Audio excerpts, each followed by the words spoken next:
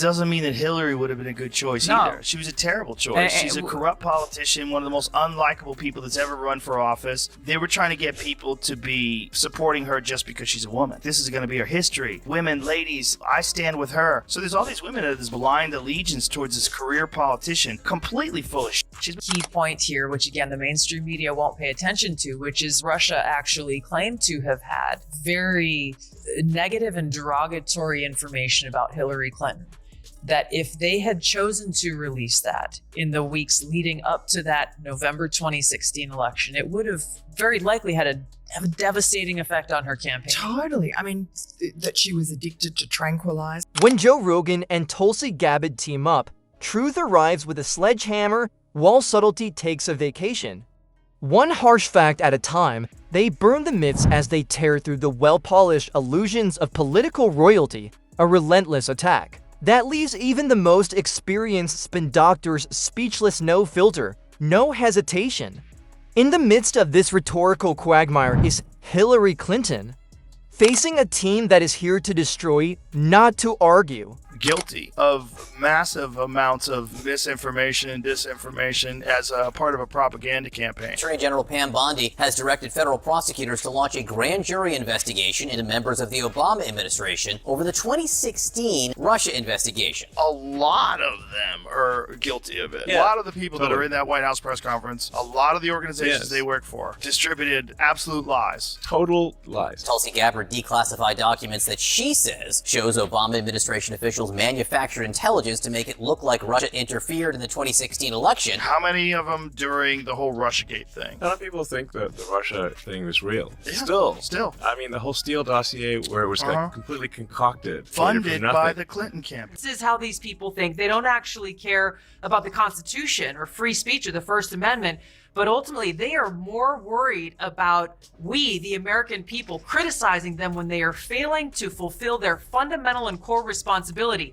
to care for the American people in their greatest time of need than they actually do about caring for people in their greatest time. Throughout her political career, Hillary Clinton has demonstrated perseverance, but not in an inspirational way.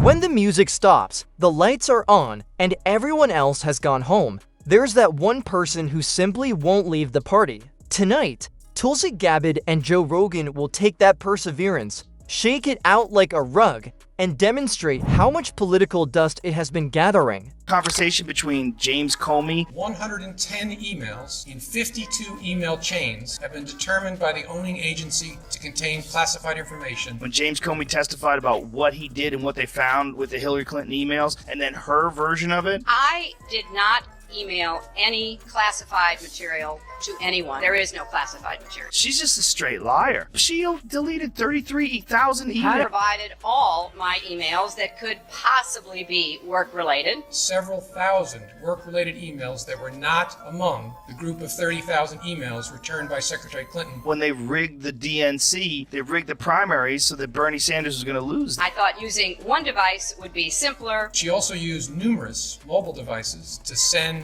and to read email. She had her people into the DNC way in advance. That Donna Brazile book about it is mine.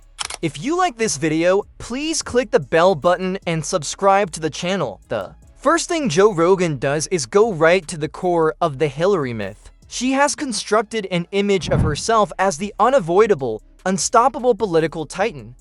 Her post-mortems explain why she couldn't defeat a man who tweets about hamburgers in all uppercase, despite the fact that she was meant to be a historic figure in the White House. It doesn't take Rogan long to point out that Clinton had every advantage. Money, the Democratic establishment, Hollywood endorsements, the media, and a campaign war chest that could support a small nation, but she still tripped over her own ambition like a loose carpet. I'm sure the Clintons were there at some point. Maybe Bill.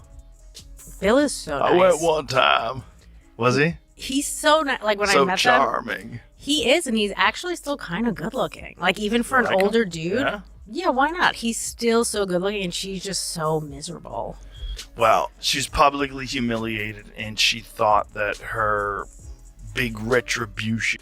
Tulsi Gabbard also doesn't hold back. She's not merely discussing Hillary's political shortcomings. Clinton has been stuffing skeletons into closets for decades, and she is pulling them out. Power preoccupation, foreign policy missteps, incessant controversies, and a readiness to destroy entire coalitions in order to remain relevant. Hillary's political history is more than a tale of lost chances, as Tulsi makes evident. This is a perfect example of how to turn off supporters, allies, and even fellow party members until the only people supporting you are the consultants who are paying your salaries. 2017 assessment is that Russia had decided to wait until Hillary Clinton won the election and wait until maybe days or weeks before her inauguration to release these documents once again to sow chaos and discord in America and to undermine her presidency before she would even have the opportunity to take. Rogan goes farther, cutting through Hillary's battle for the people. Persona with the dexterity of a surgeon weary of performing the same procedure on the same patient. Rogan trash talks her speeches, which are so wooden they might pass for IKEA furniture, and how they always seem to have gone through 17 focus groups before they are made public. Even with every line planned and every gesture practiced, it still has the vitality of a Windows 95 screensaver. Of the election, I think they had some crazy odds of Hillary winning. It was like in the 90%. We watched it from the Comedy Store. We did a podcast from the Comedy Store called the End of the World podcast. What was most fascinating was the podcast was over, and then we all went to the bar, and on the television, Jake Tapper was just seriously bummed out, talking about Trump winning all these different states. And Anderson, it is hard to think of a political comeback that is actually more significant than this one. I'm tempted to say Richard Nixon, but that really falls short of what Donald Trump has achieved. I think for a lot of people, that was the end of trust in mainstream media. That was the first nail in the coffin. Those to be like, you were so wrong. Tulsi portrays Clinton as the quintessential establishment hawk, advocating for peace while enforcing sanctions like steak knives. She focuses on the foreign policy disasters that Clinton supported or disregarded, including as the Iraq War vote, Libya, and the ceaseless saber-rattling in nations that the majority of Americans couldn't chart. In response, Rogan mocks Hillary's failure to establish a rapport without coming across as a salesperson for a loyalty club. Tulsi called this deflection one of the most tired tactics in contemporary politics. Rather than take responsibility for her campaign's shortcomings, which caused her to lose support from important people, she stuck to the narrative that she was the victim of a global conspiracy. Here, which again the mainstream media won't pay attention to, which is Russia actually claimed to have had very negative and derogatory information about Hillary Clinton. That if they had chosen to release that in the weeks leading up to that November 2016 election, it would have very likely had a devastating effect on her campaign. Totally. I mean, that she was addicted to tranquilizers. Yes. And then you now look. Rogan makes fun of the irony that, despite Trump being president, Hillary continues to enter politics like an unwelcome follow-up that the studio keeps producing, relying on nostalgia that never materializes and simply bringing the public eye rolls, press tour, and pre-written sound bites. Tulsi continues by saying that 2016 wasn't her first misstep and that her intuition is more flawed GPS than brilliant. They contend that her fixation with appearance has long been the cause of her downfall, with each reinvention from first lady to senator to secretary of state to presidential candidate tacting is merely a change of clothes in the same old drama. That's how desperate they were to keep Trump out. Here's the important thing to me. What I learned is that the Russians were successful. Which is wild. They would do anything. I don't think there's any way to read that report and not conclude they accomplished what they set out to do. They just felt like this is a tool that we have, and let's use it. Let's just say whatever the we have, say anything. And to help Donald Trump. And they succeeded. They repeated that lie. Completely lost respect for Obama when he repeated. Proving someone incorrect is not the goal. It's about removing them completely from the discussion. A politician who fears competition more than they respect democracy is characterized by that. Rogan's attacks on Clinton's constant media presence continue the roast. She mysteriously lingers over politics even when she is not in government, like an unkillable drone. As if she were the moral leader no one remembers voting for.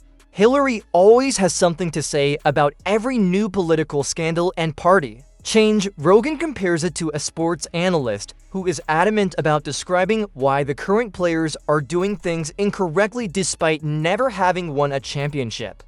The youth aren't buying it now, and they weren't buying it back then either. Just the other day, we heard Hillary Clinton say that on a Rachel Maddow's show that those who are spreading disinformation should be charged with either civil or criminal charges to act as a deterrent for people exercising their right to free speech. She said if social media doesn't start cracking down on free speech online, then they will be unable to.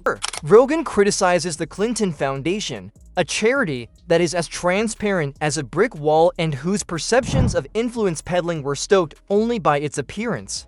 Clinton's entitlement complex, which held her in a political bubble while the nation progressed, is criticized by Tulsi, which frames her loss as an injustice rather than a verdict.